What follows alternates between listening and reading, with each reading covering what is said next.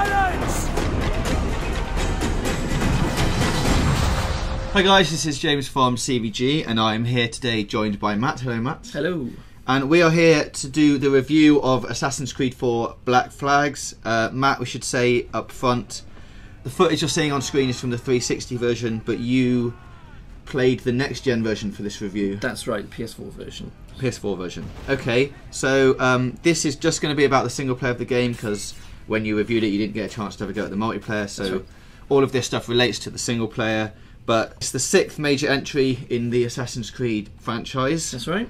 How does it compare to the other ones? Well, in a way, it's almost like the perfect storm. You've got like elements of the first Assassin's Creed, the second one, and the third one all kind of mixing up to make this really work. You've got the naval battles back from Assassin's Creed 3. You've got the kind of charming main character from in similar kind of form to Assassin's Creed 2. But you've also got the stealth, actual workable stealth back in there from the first game. Not quite as open-ended, consistently open-ended as the first one, but definitely it's back in there. So yeah, it's a good mix of all of what's gone before. Now, from everything we've seen in the build-up to the release of this game, it looks very pirate-focused. How do they make that change from pirates to assassins? Right. Well, I think it's worth pointing out right at the forefront it's definitely a better pirate game than it is an Assassin's game. Spoilers if you've not played Assassin's Creed 3, but Desmond's story is over, right? So the way the Assassins kind of the overarching modern day story occurs in this version is it takes a very kind of backwards backstage kind of approach. You're straight in there into the pirate era. You don't even see modern day for the first kind of few hours of play, and it's only really when that modern day kind of encroaches into the gameplay later on in the game that you start to it starts to creak a little bit, and it kind of forgets that it's kind of an indicator that it is a better pirate game than it is Assassin's game. But yeah, you've got, like I say, they've got the naval combat, which is incredibly refined and it's much bigger and much more bombastic now as well. You've got like naval forts, which you can batter from a distance to kind of take over chunks of the map, and it reveals more things to do. And there is a hell of a lot to do in the Caribbean.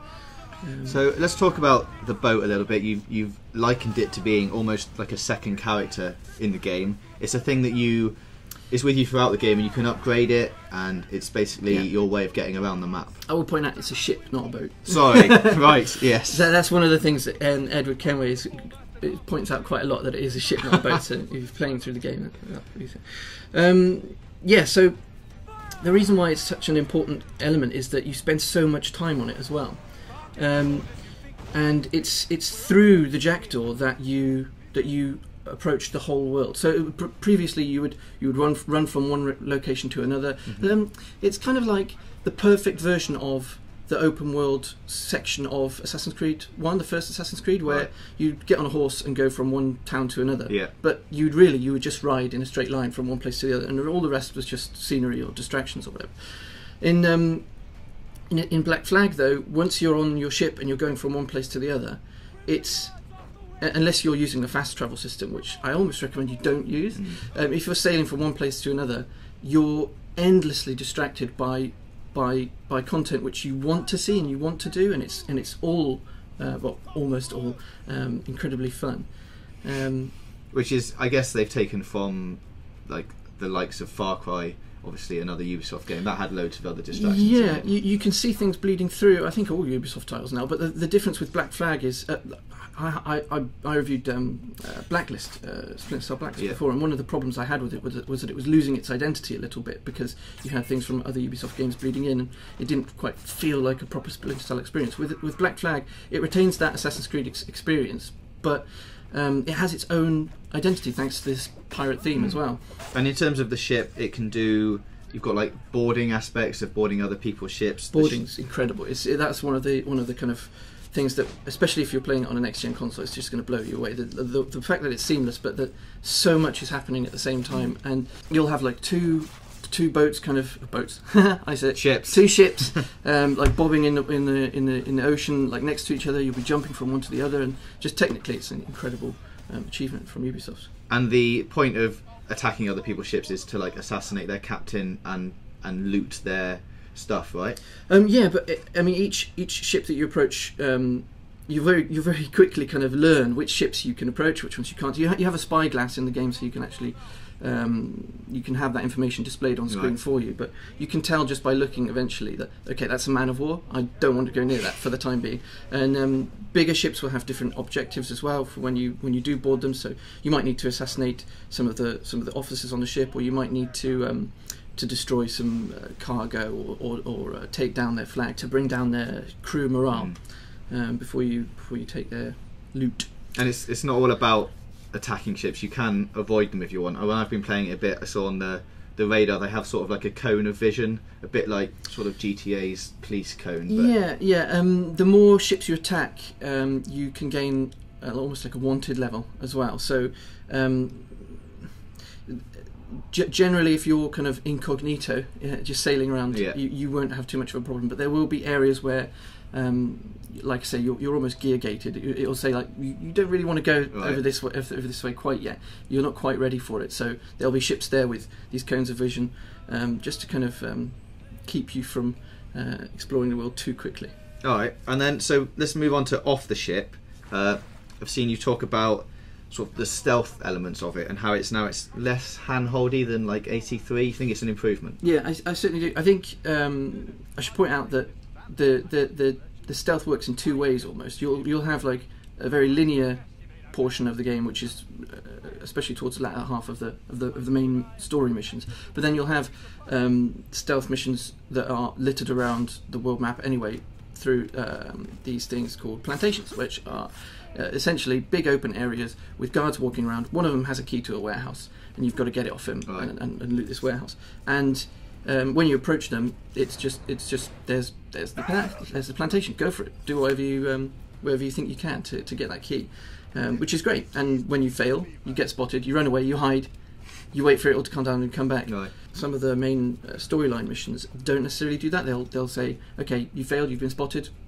Too bad. Desynchronize. Back to the start. Keep going. And just very much trial and error. But when it does open up and when it does say, hey, take whatever approach you want, it's fantastic.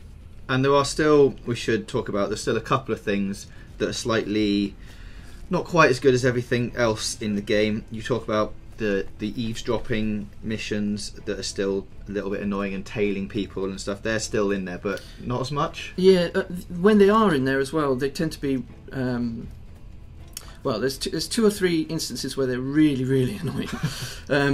There are a couple of like linear chase missions as well, which well, one of the things that I really despise from Assassin's Creed 3, where it would just have you run in a straight line, and you'd automatically jump over everything on the way. There's a couple of those in there which really frustrate as well. But as I say in the review, one or two tries and then you're through it and you're back onto the next bit of great content. Okay, brilliant. Overall, you said the main story takes about 30 hours? Yeah, I mean, it took me 30 hours and I was getting distracted quite a lot along the way. I'd recommend, if you are playing the game, that I say in the review, there's a right way and a wrong way to play it.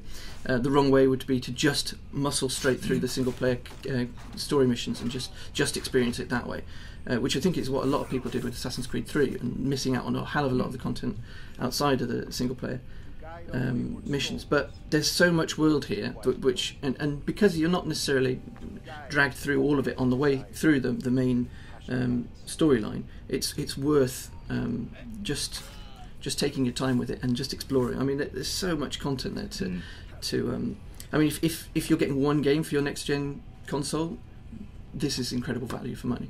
And once you've finished it, everything else, much like other open world games, is still there for you to go and explore, like all the side missions. Oh yeah, it doesn't cut everything off for you. You can still go back. I think once I finished, I was at about 50% synchronization. I still had a hell of a lot to go back and explore and do and see.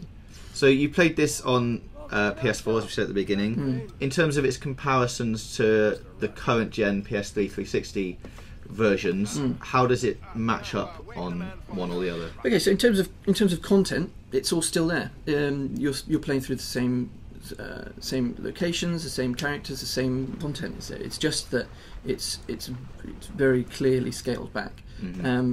It is stunning when you see it on a current gen console for the first time, but then going back to a current gen version after playing through it on the next gen version, it feels like you're being stabbed in the eyeball. Like all the colours are dulled down, and the textures are much duller, and like I remember there was one level where there were like raindrops kind of dropping onto the cobblestones, and I just remember staring at them for ages. It's like, wow, this is incredible how they've managed to kind of make that all happen just like that. It's just seamless and happening. All these tiny little touches that really sell the world to you are lost a little bit on the current gen version. Right. It's still the same game, but not quite as visually impactful. Okay, so overall, summing up, obviously it sounds like you've loved it. Oh, it's fantastic. I love it. It's brilliant. But if you were going to sum it up in a couple of sentences, I guess you recommend the next gen version. Oh yeah, definitely. Yeah. Like I say, going back to the current gen version after next gen, there's a huge difference. I think if you're in any two minds about which version to get the next gen version, definitely. Okay, well, thanks a lot, Matt. You can read Matt's full text review by clicking the link on screen now, and stay tuned for CVG for more next gen and current gen reviews in the future.